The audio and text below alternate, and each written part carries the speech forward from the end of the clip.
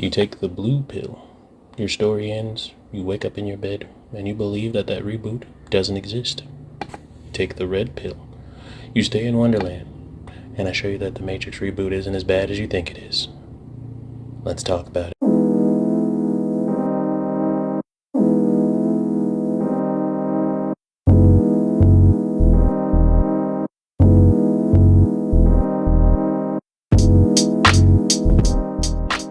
The Matrix, a film series created from the minds of Lana and Lily Wachowski that stars Keanu Reeves, Carrie-Anne Moss, Lawrence Fishburne, and Hugo Weaving, premiered in theaters March 31st, 1999, and at the time held the title for highest grossing R-rated film of that year, winning a total of 4 Oscars, 2 BAFTAs, and even 3 MTV Movie Awards. And in 2012 was selected by the U.S. Library of Congress for preservation in the National Film Registry archives. So, to make a long story short, the movie was a big deal in the 90s. So, fast forward a couple of years, and here we are, 2021, and they released The Matrix Resurrection, the newest installment from Lana Wachowski, and honestly, I'm not sure if we're ready to dive back into the rabbit hole as most people thought. I'm sure you can understand why our beloved parent company, Warner Brothers, has decided to make a sequel to the trilogy. What? They informed me they're going to do it with or without us. But it did bring back the same cast, sorta? We still got Keanu Reeves and Carrie-Anne Moss reprising their roles of Neo and Trinity respectively, but we are joined by 2 new people that I think are really great. We have Yahya Abdul-Mateen II as Morpheus, and we also have Jessica Henwick, who is Bugs. Really, Warner Brothers, y'all just couldn't resist, huh? Had to implant another name from your failed IPs? Way to go. I already know where this movie's going, don't we? But. That's just a small distraction from the movie. So if the film, for those who are uninitiated, The Matrix Resurrection follows our favorite protagonist, Thomas Anderson, aka Neo, aka Matrix Jesus, back into the Matrix, where he's forced to live a new life created by the Analyst, who's played by one of the most handsome men alive, Neil Patrick Harris. And those who still believe that he is the one are trying to set him free from the clutches of the machines yet again, even though the third movie technically took care of everything. Whatever. It still won't be that easy to get him out of there. But as of recording this video, that movie, not this video, granted this movie probably won't make it that far either.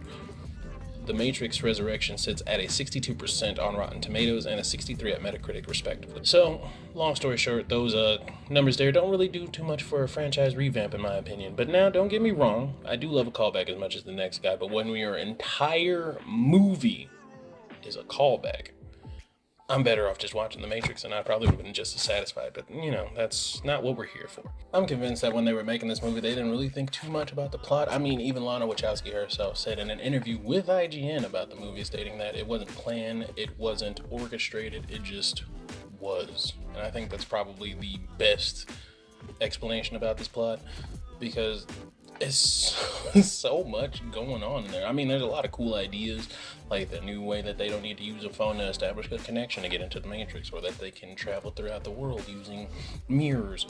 And that's pretty much it. Everything else is regurgitated, because we've seen it already. Even the second have y'all actually watched the second trailer? Watch the second trailer. It's literally showing you it's the same thing, but they'll hit you with those words like, but this time it's different. Yeah, this time is different. No, it isn't. It's all right. But I know it's still funny. But there is a glaring difference between the film that a lot of us sure remember. However, I am here to show you that this movie isn't that bad, or at least attempt to, because there's not a lot I can do to save this movie. However, its biggest issue was trying to compete with a Marvel movie. More importantly, this Marvel movie, Spider-Man: No Way Home, and also another little fun thing. Skip to this timestamp if you don't want to be spoiled. But Spider-Man 3, third Spider-Man film from Marvel and the Sony You Can Have My Kids on the Weekends crossover type deal that they got going on here with Tom Holland. Had all 3 Spider-Men. If you don't want to be spoiled, please skip this part. It had all 3 Spider-Men. It was the dopest movie I've seen so far. Marvel's gonna knock it out of the park with this one, and if they give him a 4th movie, I don't know what to expect. But you had that, And apparently Sing came out that same weekend, and I did not know. Sing 2 came out. I didn't know that. So if you saw that, let me know how that was. But it had Sing 2, it had Spider-Man No Way Home, and it was Christmas. There are huge things that are already doing that. And plus, we still have COVID going on. So a lot of people weren't going to the movies to watch this, and a lot of people were spending time with their families. So, where does The Matrix Resurrection fall into this, you may ask? And I may be going off on a tangent, but let me explain it to you simply. I promise. There's a reason for this, I swear. Spider-Man came out on December 17th. And just a week later, boom, Christmas. And then, boom, Matrix Resurrections. However, here's the issue with that. With a big surprise in the film that everyone, and I do mean everyone, freaked out so hard about. So much, in fact, that people viewed this movie multiple times in a singular weekend. And people who couldn't make it that weekend saw it the next weekend because they had stuff to do. And then, boom, Christmas. Not many people are thinking about watching a Matrix film during the Christmas time. Shocker, I know. Spending time with family is such a wild concept. Now, personally, I did enjoy the film. Granted, I do believe it could have done so much better, but it didn't. And to the point, and I don't think it's enough to save this film from a myriad of backlash that it so rightfully deserved. Now, don't get me wrong, I love the original Matrix. I know I said I was going to try to save this movie, but I realized I didn't put any points in here to try to save this movie. However, I will say that I do love the Matrix. The movie was just rough, guys. It was a rough film. I tried to sit down and watch it. I tried to grasp whatever sort of straw they were trying to feed me about this movie, but it wasn't that good. It wasn't terrible. It could have done a whole lot better, but it was not good. All right. The direction that people were going in was sloppy.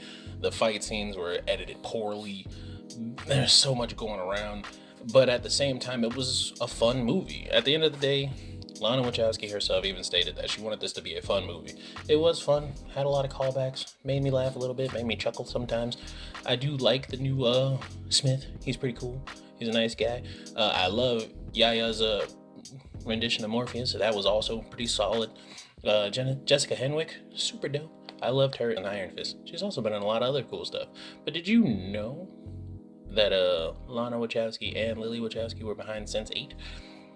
I wish they had a lot of sense not to make this movie. But yeah, I did love The Matrix though. I do remember it vividly. I was about 6 years old at the time when that movie came out. I saw a bunch of guys fighting, and I didn't really think too much of the premise as a kid. I was 6, so I just thought, ooh, guys fighting?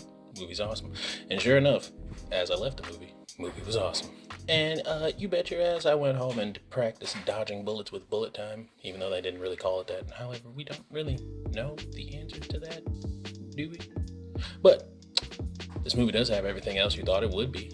You want to see your man Neo? Got that. You want to see Trinity? Got that. You want a fresh new storyline that involves both of them starting a new wild and crazy adventure? No, you won't be getting that. I love this movie for what it tried to do, which was give us something that we thought would be amazing, like thought that we would be really happy to go back in time to see something cool happen. But in the movie archive of remakes and reboots, those who keep saying, oh, they're just rehashing everything for a cash grab. Yes, as a matter of fact, they are. Or they're regurgitating the same thing for another plot. Why, yes, as a matter of fact, they are. We can't stop them, Timmy, but I still enjoyed it for what it tried to do. But with all that being said, I have to give this movie an honest rating of a 6 out of 10. Granted, it should be lower to some of you, and it should be higher to some of you. I feel like that's a fairly good middle ground, especially since it's meeting at a 60% anyway. So I feel like that's a good idea. But what do you guys think? Let me know how you felt about that movie in the comments down below. I'm going to try to do more of these review things. I'm actually working on something anime related for the next one, because apparently a lot of people don't know what the big 3 is or how that works. So it's gonna be fun to write down. But don't forget to like and subscribe if you guys are brand new. And as always, peace out, Cub Scouts, and I'll be seeing you on the flippity flip. Later.